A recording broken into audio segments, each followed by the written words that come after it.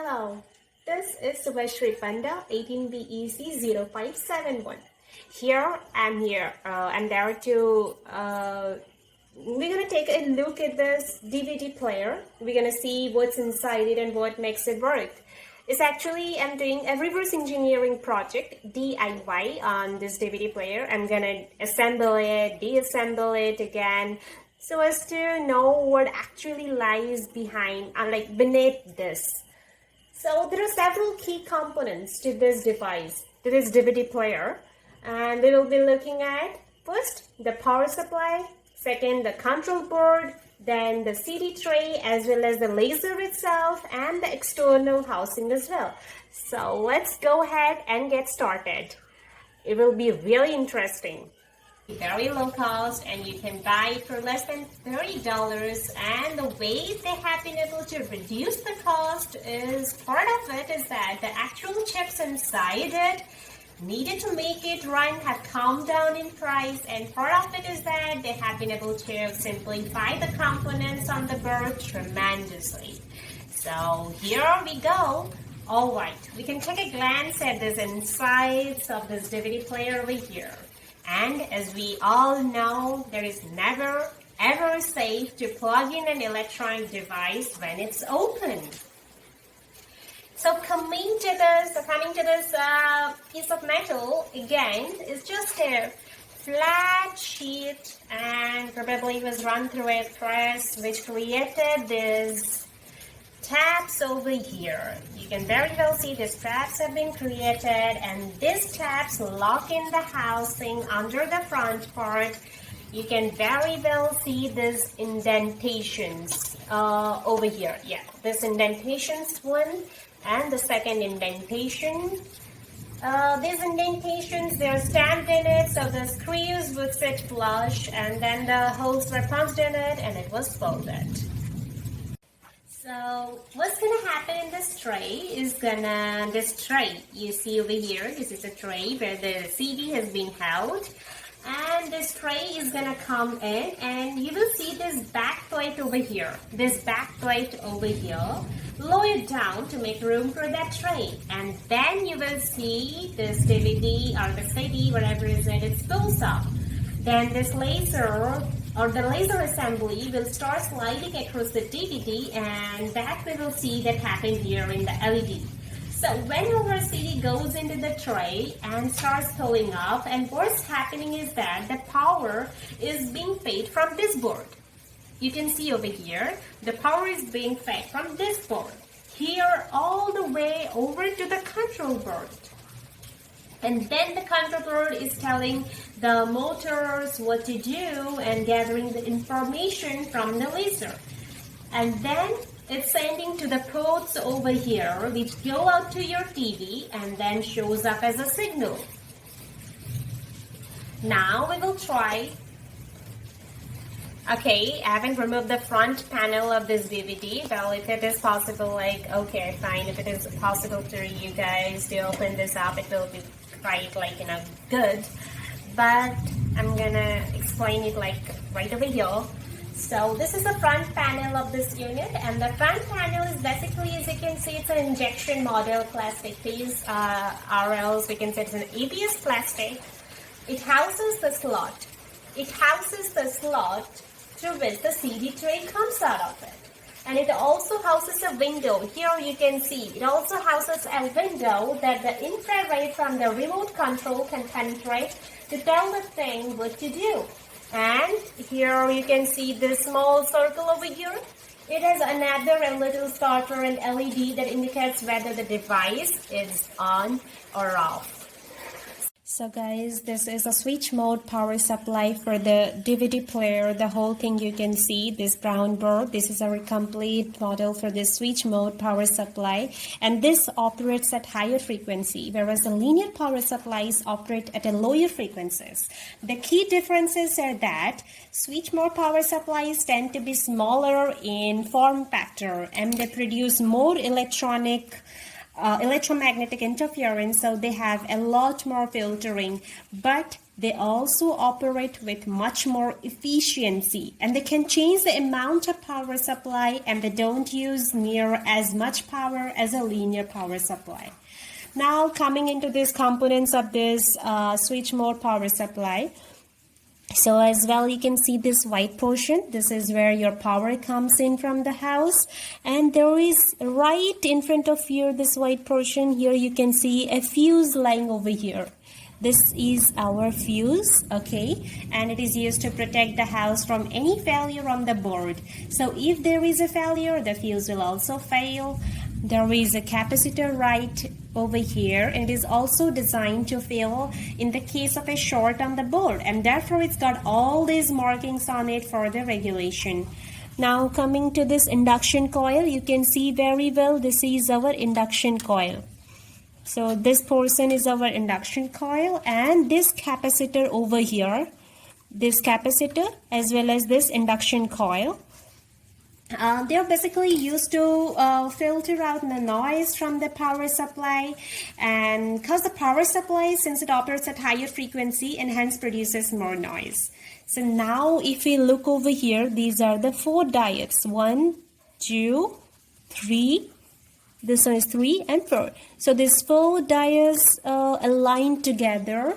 These diodes prevent current flow in one direction, so they act like an electrical valve, you can say. So the 4 diodes set up here act as a breeze rectifier. Yes. And now coming into these resistors, you can see these 2 resistors aligned over here together, and this resistor helps the board in current sensing. And then we have these 2 blue color, you can see this blue color, this blue one and this blue sky blue thing. So these are our capacitors, and they are basically a part of an electromagnetic interference filter, and they help to clean up the voltage for that purpose.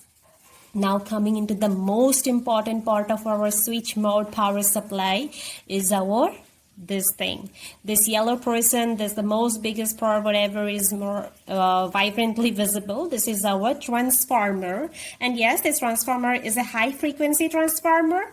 In order for a transformer to function, there has to be a change in voltage.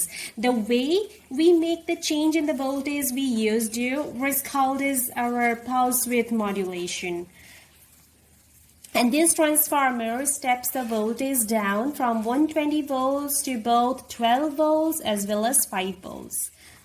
Now coming to this, you can see this, besides this transformer, we have this small chip. So this chip is your IC chip. Right here you can see it's in between a diode and a capacitor. The black portion besides this transformer, this is our IC chip, and that controls your PWM, pulse width modulation. And we can see a number of resistors, small resistors all around our board, and they are just to protect the circuitry on the IC chip most likely. And you can see we have, apart from these 4 diodes, I have also mentioned their functions before, and apart from these 4 diodes, this is one diode. Here is one more diode. Here you can see one more diode. There are many diodes over here on this board, and these diodes, they control the flow of the current. The opto-isolator. Here you can see the opto-isolator. It is used to sample the output voltage and regulate it during the different load conditions. And the one more thing, this thing. Okay, this thing you can see very well. It looks like just as a transistor, sorry. You can see very well over here. Okay, this thing over here, it looks like just like a transistor, but it's actually a shunt regulator, which basically functions like a Zener diode or a variable Zener diode.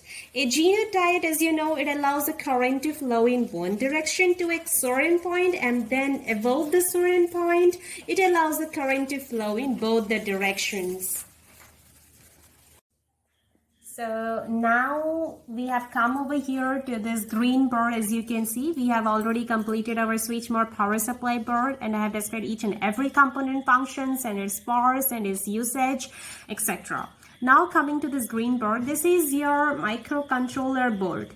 The power comes into this board through these two plug wires. You can see very well these white color portions you can see. So the power comes into the board through these two plugs here, and it flows to these sockets.